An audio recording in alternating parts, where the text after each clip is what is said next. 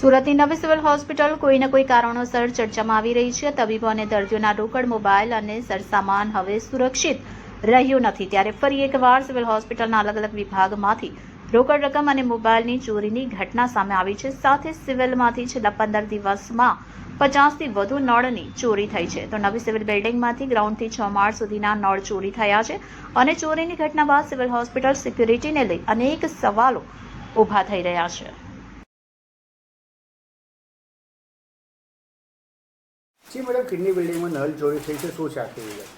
નમસ્કાર, હું doctor Dharitri Parmar, superintendent civil hospital તરફથી આપની વાત કરી રહી છું। મારા પણ જાણવામાં આવ્યું છે કે અમારે ત્યાં આવેલી કિડની હોસ્પિટલ અથવા તો કિડની બિલ્ડિંગ નામે આવેલી હોસ્પિટલ, જ્યાં આગળ છેલ્લા અઠવાડિયા દરમિયાન થોડાક નળની ચોરી થયેલ છે। મેં એના માટે કમિટી નિવડાવેલી છે અને મિટિંગ ચાલી રહી છે કે ક્યાં અને કેમ અને શું થયું। સિક્યોરિટી કેમેરામાં એને કંઈ જાણ થઈ નથી। સો અમારું માનવું છે કે આ બિલ્ડિંગમાં કન્સ્ટ્રક્શન કામ ચાલી રહ્યું છે। હાલમાં અમારી જૂની બિલ્ડિંગમાંથી અમે નવી બિલ્ડિંગમાં એટલે કે કિડની બિલ્ડિંગ અને જૂની કોવિડ બિલ્ડિંગ તરીકે જાણીતી સ્ટેમ સેલ બિલ્ડિંગમાં શિફ્ટ કરવાની તૈયારીમાં છે। સો શિફ્ટિંગ પૂર્વેની તૈયારી વોર્ડ અને ઓટી અને હોસ્પિટલ અંગેની ચાલી રહી છે, જે અંગે કન્સ્ટ્રક્શન કામ ચાલી રહ્યા છે। તો શક્યતા છે કે કન્સ્ટ્રક્શન કરતાં લેબર વર્ક કે અવર જવર પર પૂરો કંટ્રોલ ન હોવાથી આ ચોરી થઈ હોઈ શકે, જે અંગે તપાસ ચાલુ છે। ટોટલ કેટલા છે મેડમ ને કેટલા દિવસ પહેલાં ચોરી થઈ છે?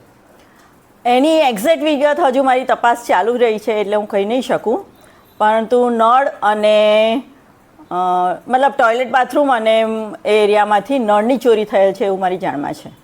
મેડમ, 3 દિવસ પાણી બંધ હતી, એમાં ચોરી થઈ શકે એવું કંઈ સંભાવના?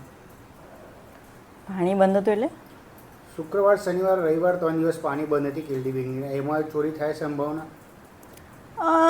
નળની ચોરી અને પાણીની સંભાવના જોડે કંઈ ખાસ ના હોય। કામ ચાલે છે એટલે નળ પાણીનો સપ્લાય ઓન એન્ડ ઓફ બંધ ચાલુ કરવામાં આવે છે, પરંતુ લોજિકલી મને નથી લાગતું કે નળની ચોરી અને પાણીનું બંધ થવાનું કોઈ કનેક્શન હોય, સિવાય કે એ જ માણસો ચોરી કરી ગયા હોય।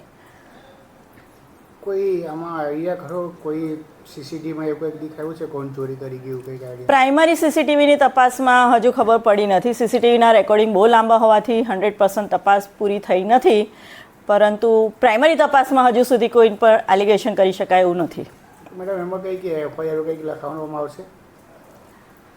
એ ડિપેન્ડ્સ, હવે કોઈ વિક્ટીમ મળે તો એફઆઈઆર કરીએ અથવા તો પછી તો સિક્યોરિટીને ટાઈટ કરવાનો ઇસ્યુ આવે।